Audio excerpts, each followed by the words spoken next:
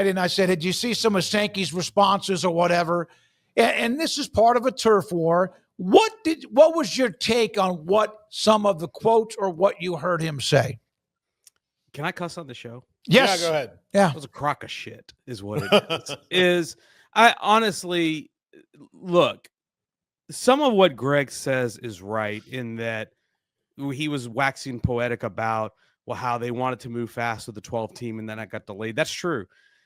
I do feel like some of this is pettiness from the whole alliance rebuff that happened after they tried to ram the 12 team through in 2021. And then the realignment happened with Texas and OU. And then everybody had to put a pause on it. I thought that was not a smart move. I thought we should have just went ahead and did it. And then, of course, we ended up in the same result more than a year later anyway. So to me, it feels like there's still some resentment for other conferences from that. And you could tell that tone from his voice ever since that the years passed. Well, we were on board and doing it. We didn't have to do this, but we decided to get on board and then everybody stalled. It's like he's not wrong about that. But it's still very petty to hear 4 years later still be complaining about it.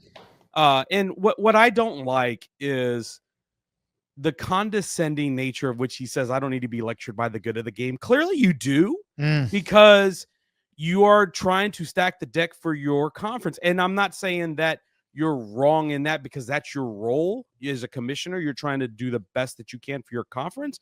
But don't act like what's best for your conference is congruent with what's best for everybody, because it's not. What's best for everybody is inclusion. And so to me, if you go to 16, there's only two formats that make sense.